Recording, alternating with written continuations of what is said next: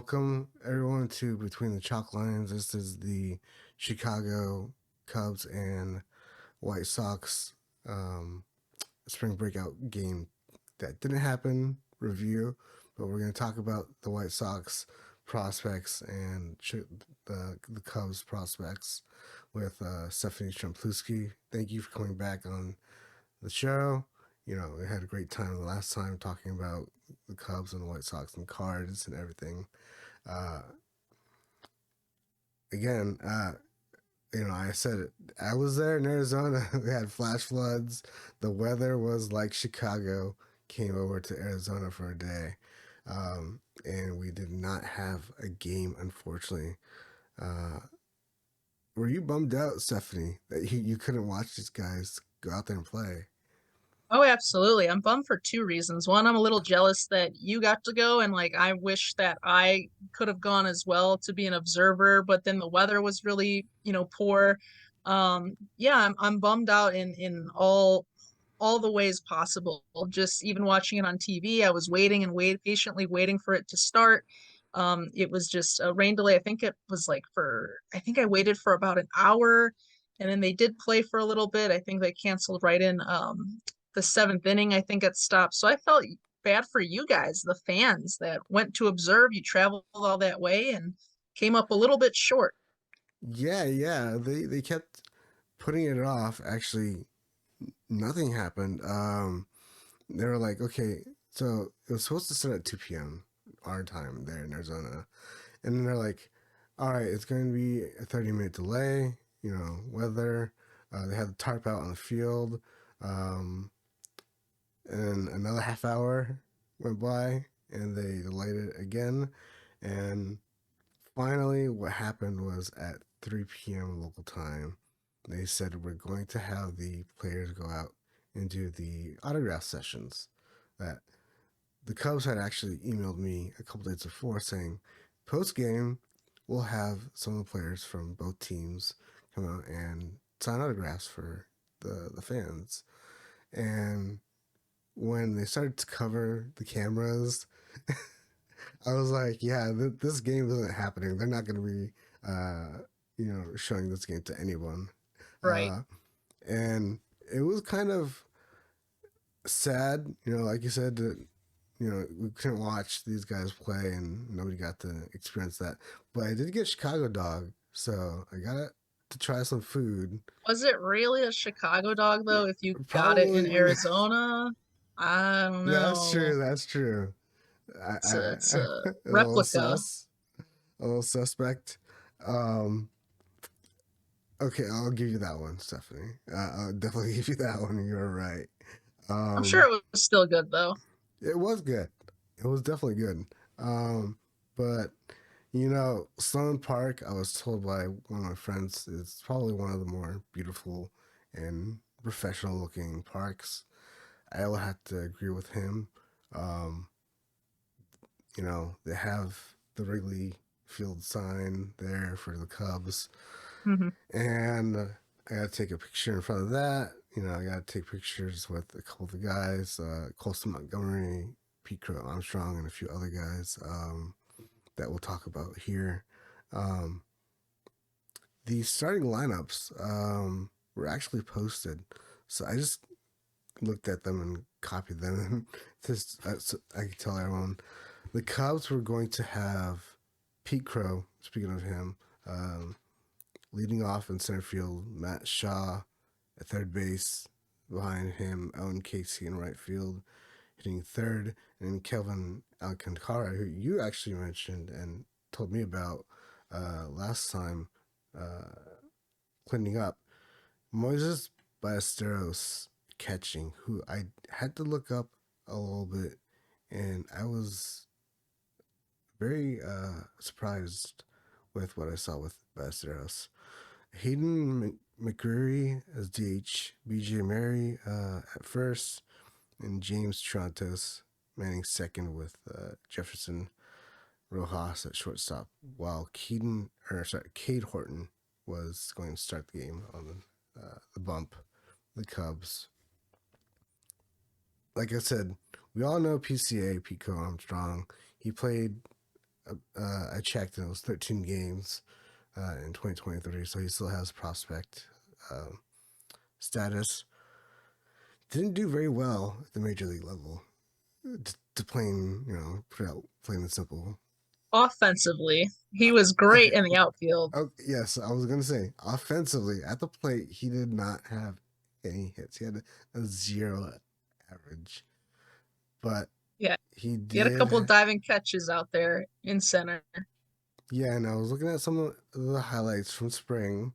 I will say he does have a good glove, and he's good, very good defensively, and he was fighting for a spot on the roster for opening day until they re-signed Cody Bellinger.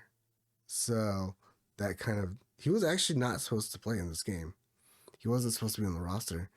He opted out because he was fighting for a spot. But like I said, Cody Bellinger happened. Right. Uh, what do you think about that move for the Cubs? Oh, I'm personally very excited for the Cubs. I thought that they were going to let him go. I think there was some potential interest with rejoining the Dodgers again, especially that they're trying to make a World Series run now with Ohtani. So I was, a little sad for the Cubs. Who's going to fill in that hole at center field? Is it going to be Pete? Is it going to be somebody else? But then they came out with that announcement that they re-signed him, and not only for 1 year but three. And Mm-hmm. so that really helps the Cubs in the long run, especially with these upcoming prospects as well.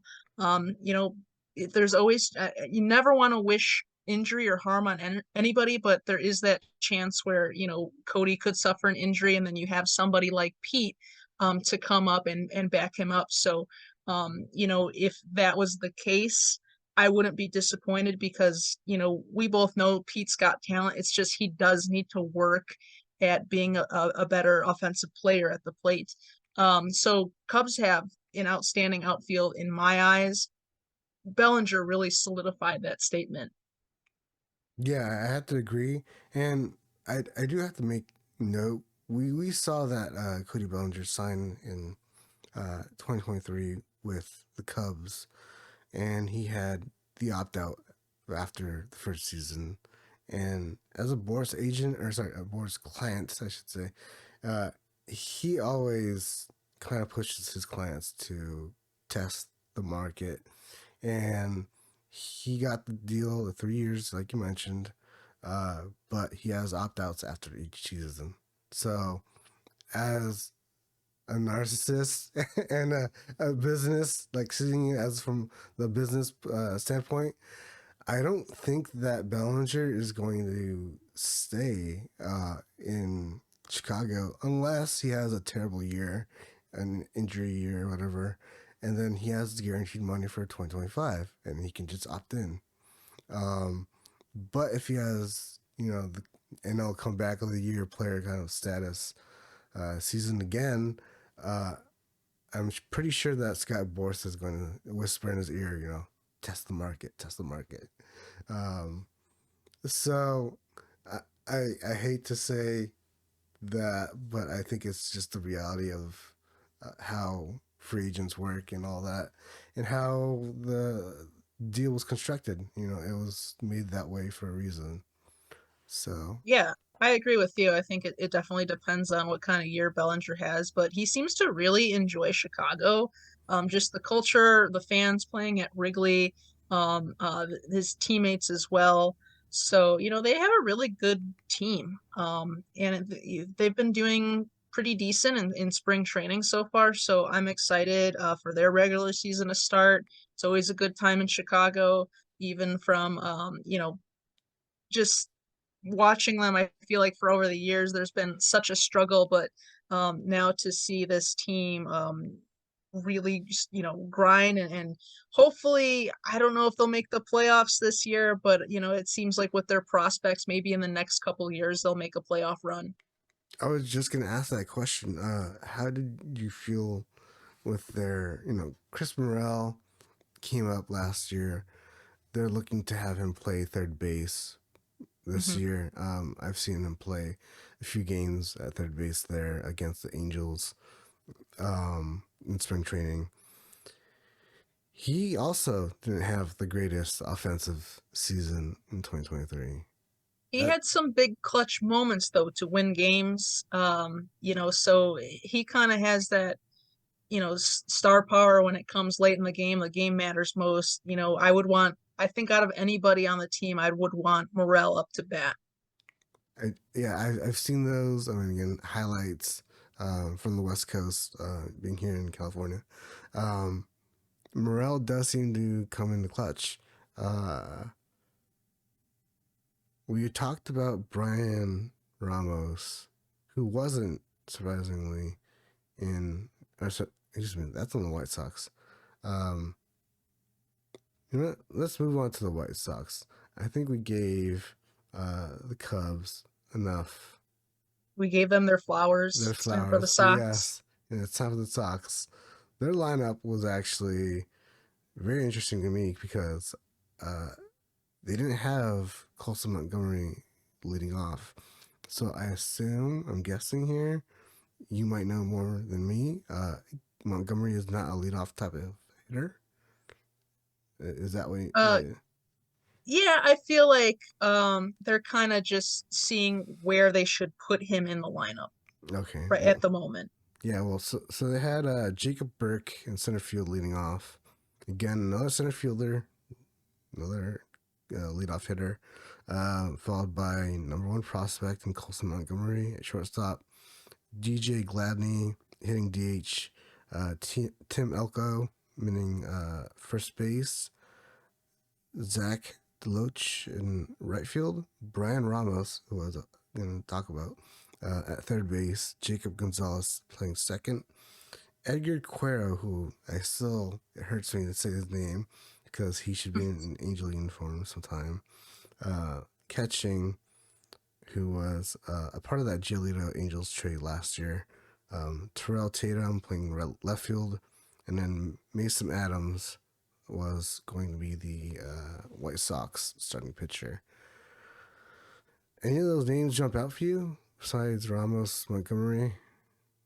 Yeah. I was just gonna I was gonna say Ramos and Montgomery. You stole that from me. Sorry. Yeah, no. I'm just joking with you. A lot of the other guys, I personally haven't heard of, which is the whole point of the spring breakout game, is Yes. to get a chance to review these guys. I'm a big fan of the MLB prospects list and seeing the pipeline, seeing these names. Some of the guys that we're talking about aren't even on the top 10 list of prospects. So you might not have heard of them before, or a lot of the trading cards, we talked about last time, where it's you see a lot of trading cards of Colson Montgomery.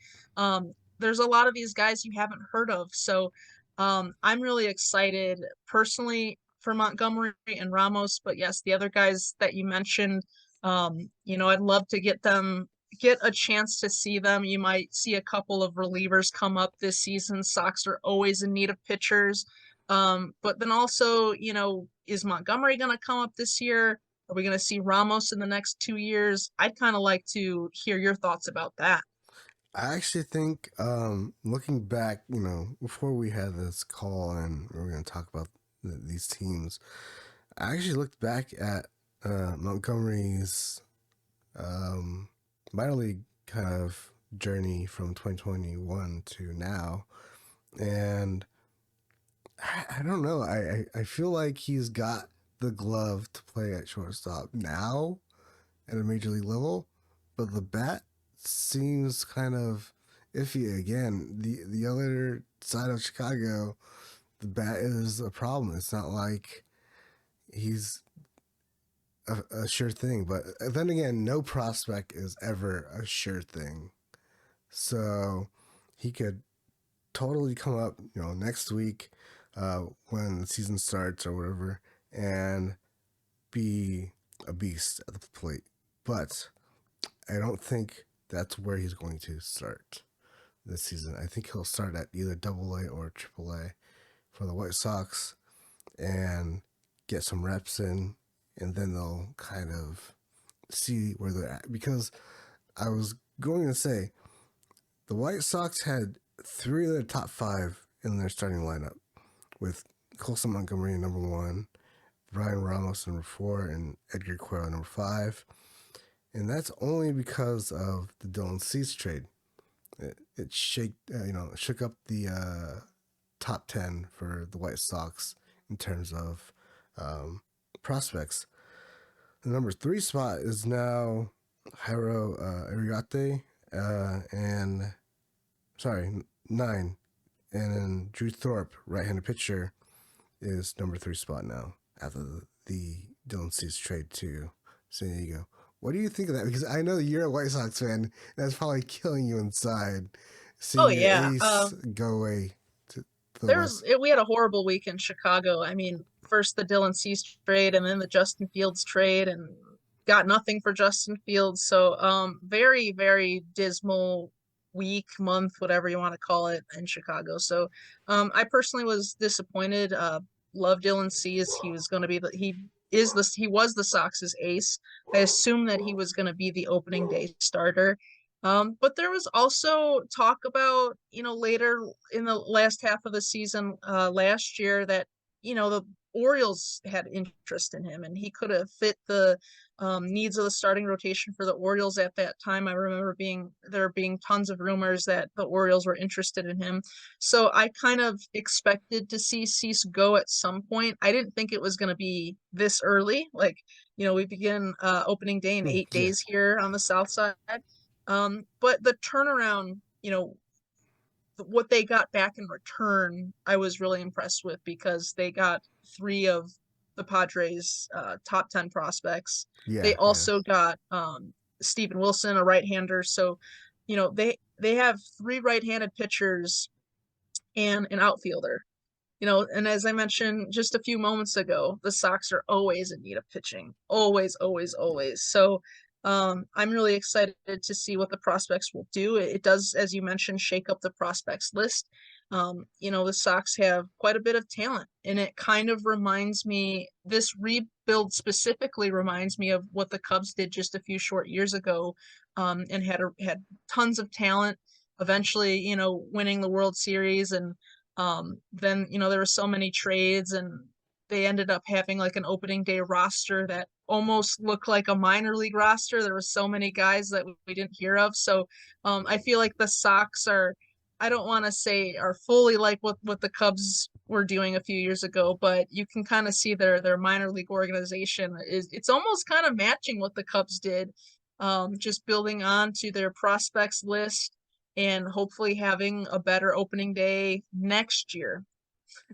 Yeah, no, I totally agree. I mean, as far as pitching, I think every team always needs pitching. You never know when an arm is going to go down. You can always have someone on the 40 man and have them in AAA, hopefully, or in the bullpen, a long man, to fill in a rotation spot, or someone in a rotation that can fill in a long man spot in the bullpen. Um, and then speaking of the prospects for the lineups, the Cubs actually have their 1, 2, 3. Um, as far as Pete Crow leading off in the outfield, and then Cade Horton starting as their pitcher, and Owen Casey number 3 in the outfield as well. So, and they also had plenty of other top 10 guys in their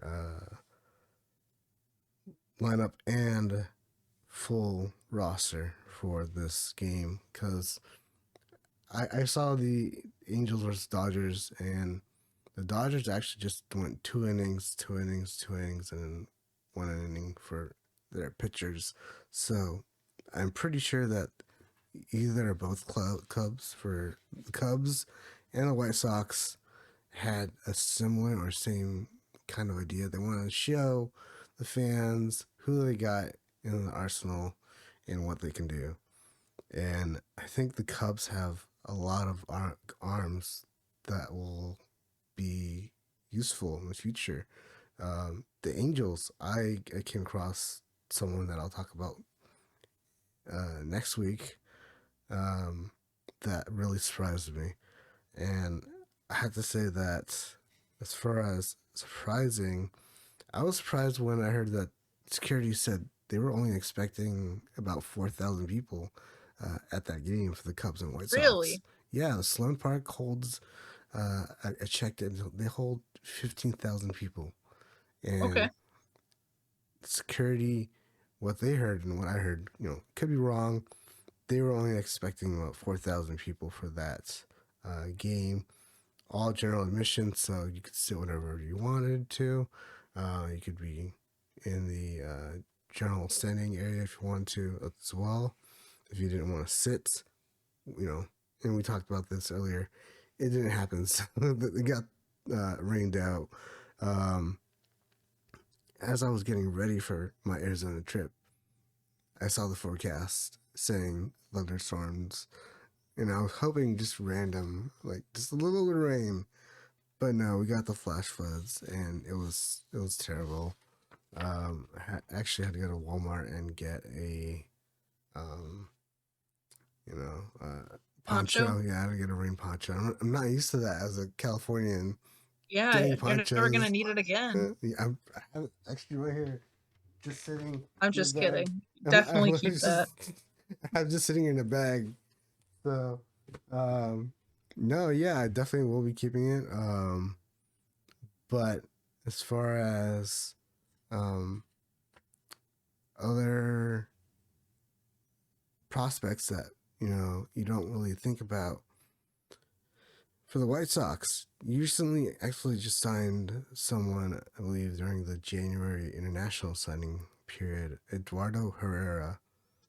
I would keep an eye on him. I forgot what number he's at, but the Cubs have at number 22, so a little lower down on the top 30.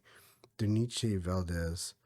I would keep an eye on those two guys as far as sleeper prospects. But yeah, I mean, it was a good time for what it was and for what we missed out on.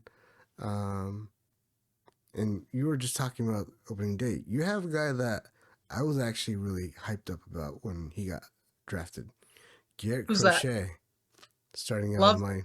love Garrett Crochet. Yeah.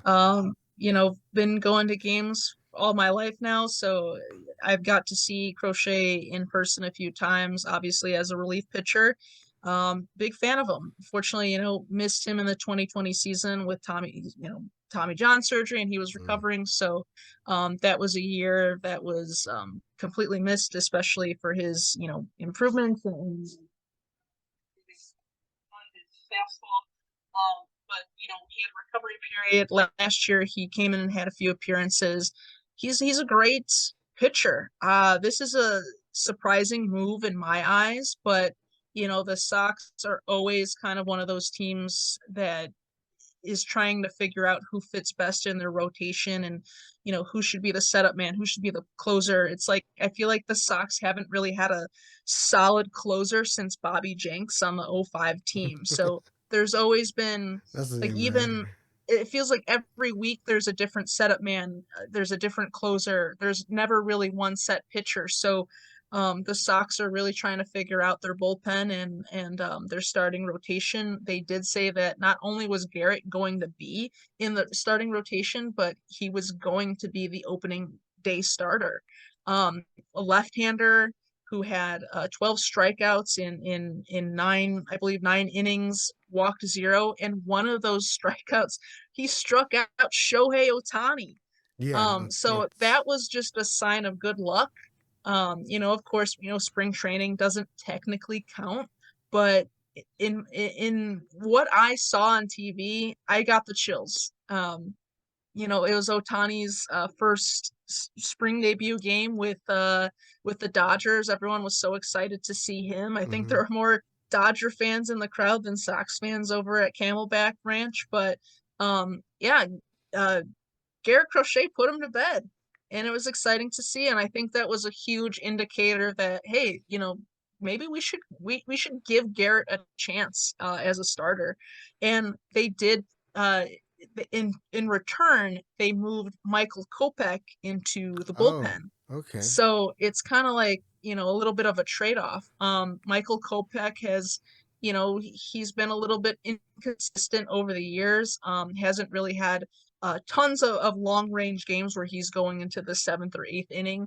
You've seen a few successful, 4 inning outings or 5 inning outings with Kopech. So I think, having someone like Crochet that can maybe get in a good 5 innings and maybe have Kopech come in with Mhm. 3 innings or completely finish the game. It's almost like having two starters, so that really saves your arm, really saves your shoulder, saves energy. And it saves the bullpen I too. absolutely saves the bullpen. So I'm really excited. It's completely new territory. Garrett Crochet and Michael Kopech in the bullpen. You're like, what? So yeah, 8 days. We'll see how Garrett Crochet does. I just have a feeling he's gonna have a successful opening day, and I wish him all the best. Yeah, and it's against a decent Red Sox team too. So we'll see how he does. I mean, they always say in the beginning that pitchers are usually a little bit further ahead than the hitters are. So I mean, it'll be a good opportunity for Crochet to put on a good performance for the White Sox fans. I think that Crochet is gonna pitch against the Tigers. Uh, and so it'll be interesting because Jason Benetti, former broadcaster, play-by-play broadcaster of the White Sox, is going to come back into town. So I don't know whose broadcast to watch. Should I watch Benetti's broadcast of the Tigers because I'm so used to hearing his stories, or should I give the White Sox's new play-by-play broadcaster a chance? So there's just so many different changes. It's not even on the field; it's behind the field as well. So, um, you know, the White Sox, in my opinion, aren't going to make the playoffs, but there's so many, I think, changes to look forward to. You got to keep an open mind. Yeah, definitely. And then speaking of keeping an open mind, the Cubs are having Justin Steele open for them on opening day. Yeah. So he was just a rookie last year, met rookie, standards, or passed up all the innings that he needed to stop being a prospect, and now he's the opening day pitcher for his team. Um, that's something you don't see too often. A sophomore No, being the opening day starter. I not at all. mentally, in my head, I can't think of the last guy that was a sophomore and started for his team.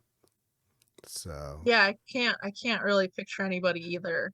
Um, but yeah, I'm excited for Steele. The Cubs, I feel like they're kind of going a similar route which is like let's shake up the rotation. They've made kind of big splash signings in the past that maybe have not worked out. Jameson Tyone comes to mind. yeah, So with Steele, he put up some decent numbers last season. He was fun to watch. Had a couple of he big moments there on the mound.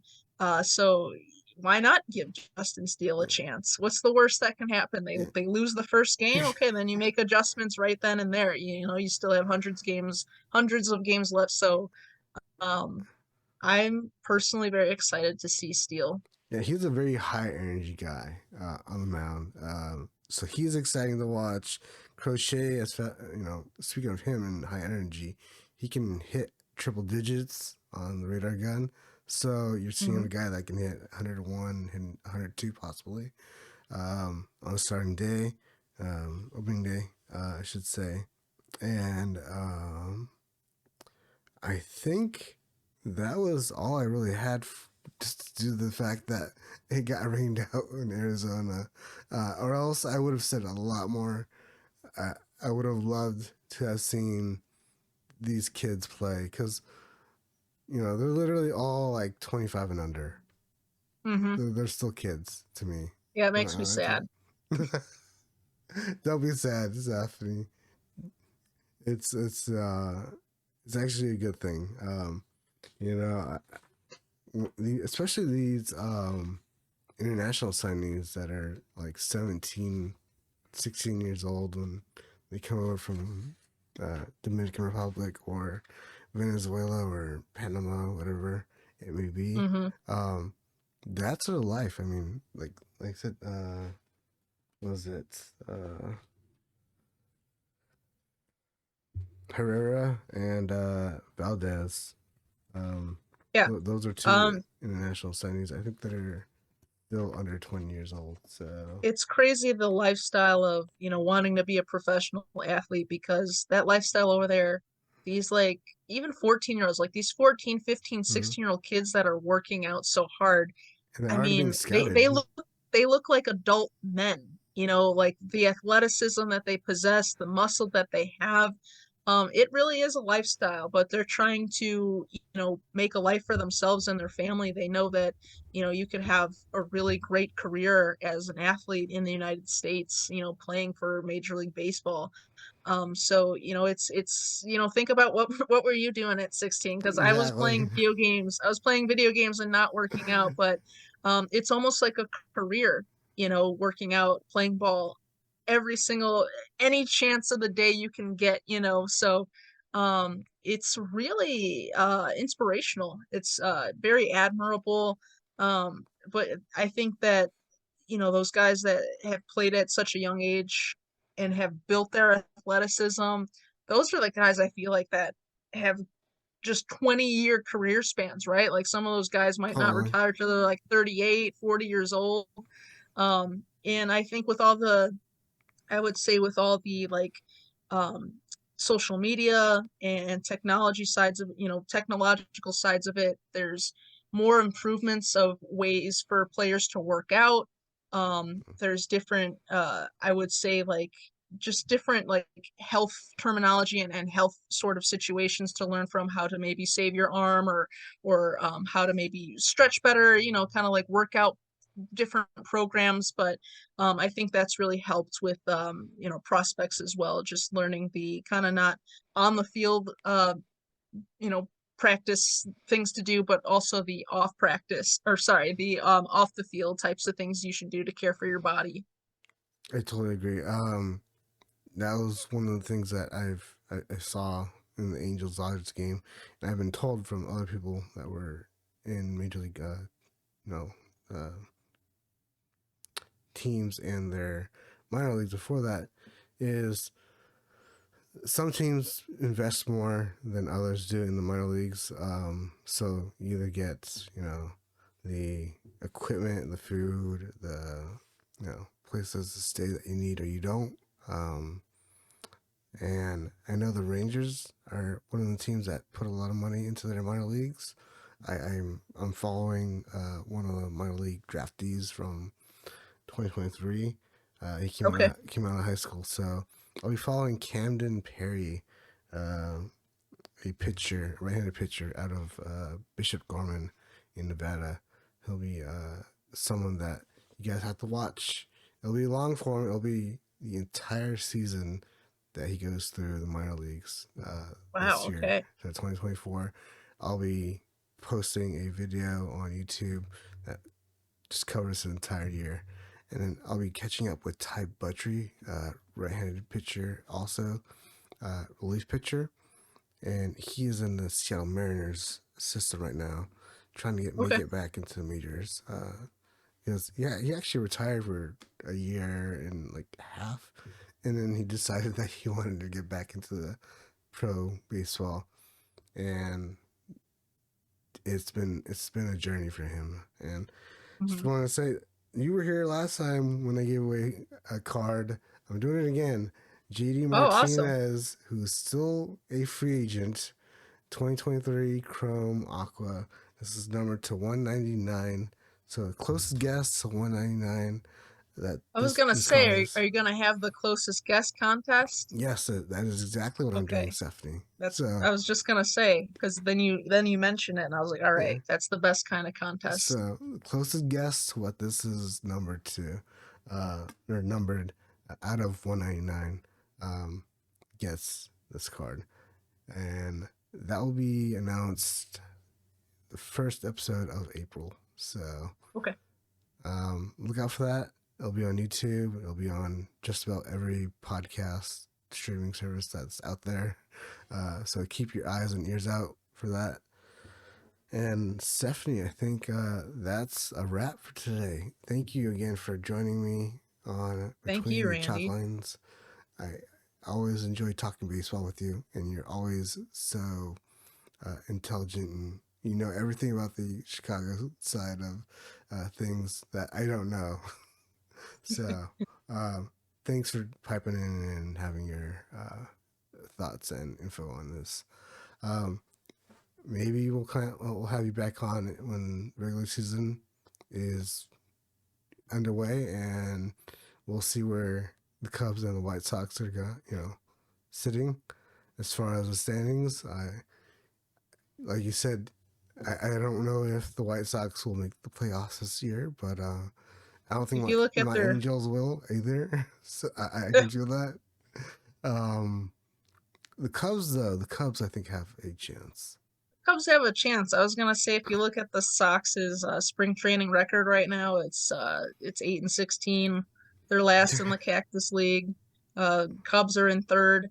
So again, none of it's really gonna, it's not supposed to matter, but Mm, in a way, it's a little bit of an indicator of how your season might sway. Of course, the Dodgers are killing it um, in the number one slot, but um, you know, just like I said, you got to think about the positives with the White Sox. There's all these different changes. Garrett Crochet is a positive force in my eyes. New broadcast team. So take what you can. Take what you can yes, because we yes. know we're not going to win the World Series this year. Yeah. No one expected the Diamondbacks to be in the World Series last year, I No, think. that's So, also true. so you can never really guess what's going to happen at the ball field every day. So, um, everyone, like I said, JD Martinez card out of 199 closest to the number that is stamped on it. 2023 Topps Chrome card. If you guess it, if you're on a dot, if there are multiple people, they'll have to, randomize it and see who wins. But if there aren't, then you are a lucky winner. And that is the end of today's episode. I will catch you on the next one.